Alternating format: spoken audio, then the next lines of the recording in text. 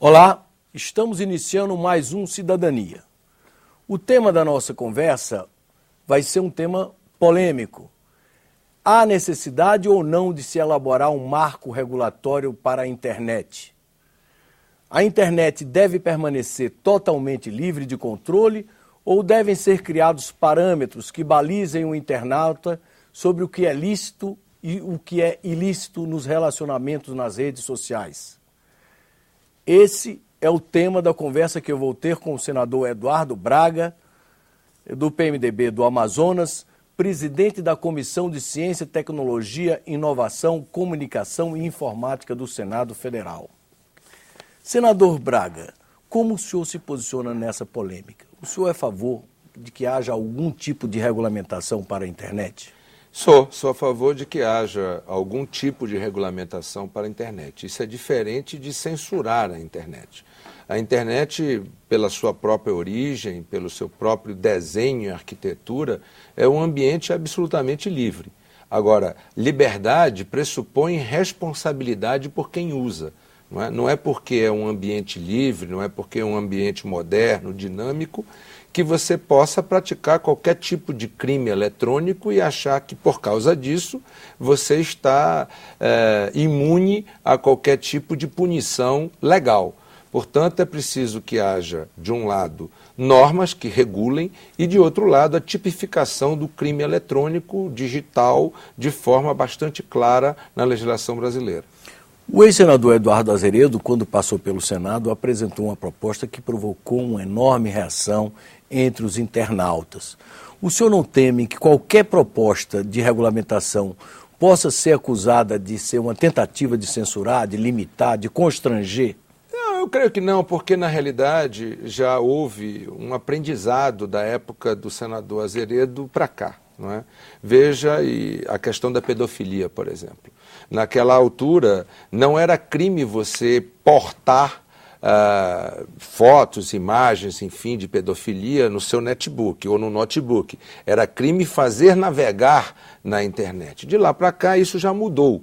Né? Na questão da pedofilia já há um marco bastante claro e tipificado desse tipo de crime, inclusive na internet, inclusive em notebook, em lan houses, etc, etc. Isso avançou. Eu acho que essa experiência que aconteceu no crime da pedofilia pode ser levada para outras áreas. Por exemplo, não dá para alguém, um cracker, por exemplo, entrar dentro de uma senha bancária e praticar um assalto, tá certo? E você achar que isso está imune. Agora, não é porque isso pode acontecer que você vai censurar a internet. Pela própria natureza da liberdade de expressão na internet, o que eu defendo é que a liberdade seja absolutamente mantida, que haja uma neutralidade com relação à regulação e à regulamentação da internet, portanto a internet continuaria sendo um espaço livre, etc., mas com responsabilidade, como tudo que a democracia prega. Todos nós temos liberdade de expressão, mas nem por isso estamos imunes às ações que a liberdade de expressão nos impõe. Se eu desrespeitar a sua liberdade, eu estarei sujeito às ações inerentes à minha ousadia de ter punido a sua liberdade, não é? Portanto, o que nós precisamos ter a consciência é de que a internet é um campo tão fértil e tão aberto, não é? De que é impossível censurá-la. E quem tenta censurá-la, na realidade, são regimes que não praticam a democracia. Não é? E até mesmo certos regimes fechados já não conseguem mais censurar ou impedir a dinâmica da internet. Agora, é possível, pela tecnologia dominada, etc., de que cada um, por si, não é? O que é diferente é que algumas pessoas acham que o responsável tem que ser o provedor ou o hospedador de um vídeo. Quando, na realidade, o responsável tem que ser o autor do vídeo e não quem hospeda.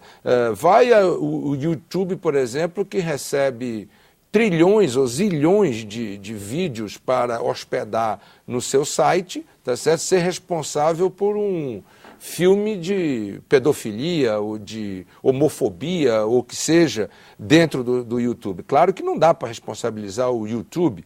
No entanto, aquele que é o autor tem que ser identificado para poder ser punido. E como é que o senhor responde ao argumento daqueles que acham que a legislação ordinária, de certa forma, já contempla esses casos de calúnia, difamação, de pedofilia, e que, portanto, não haveria necessidade de um instrumento legal específico para a internet? O problema é que a identidade na internet ela é exercida de outra maneira. A identidade do cidadão na internet não é pelo número da carteira de identidade ou do CPF ou do DNA, não é? Isso não está na internet. O que está na internet é o IP, que é a identificação que você tem como usuário da internet pelo seu notebook, ou pelo seu iPad, ou pelo seu computador, etc. Portanto, pode ser uma identidade fantasiosa, que pode ser ou falsa. Ou falsa. Portanto, os mecanismos são diferentes.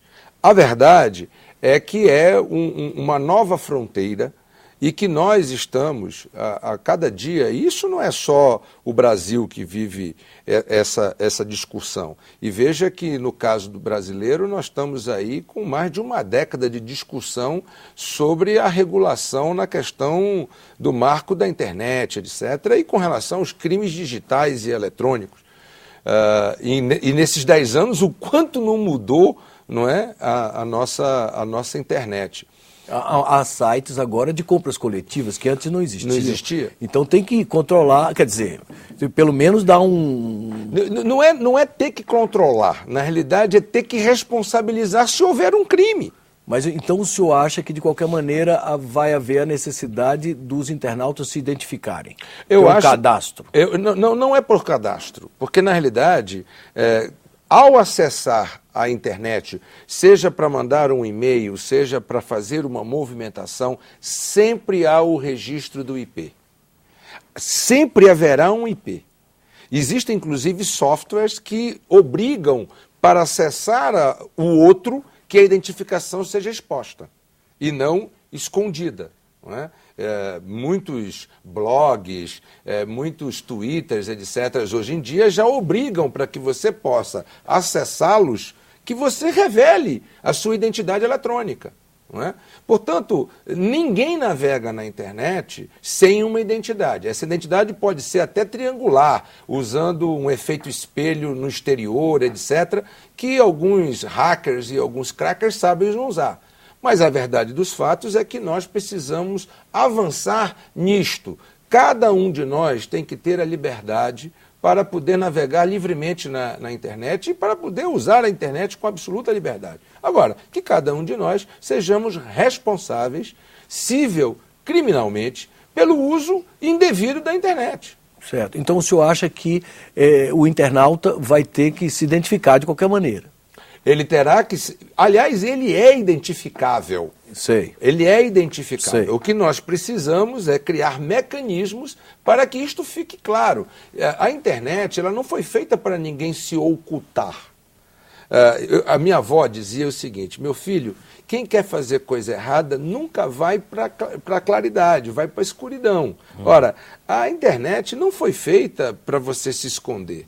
A internet foi feita para que você se comunique, mas não para você se esconder.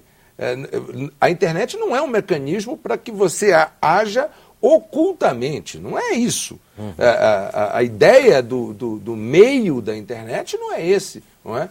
E eu lhe digo com toda sinceridade, ninguém que quer o uso são e o uso correto da internet tem medo de se identificar. Só aqueles que têm a intenção de fazer algo de errado ou de promover algum tipo de crime é que quer se esconder. O senhor não acha que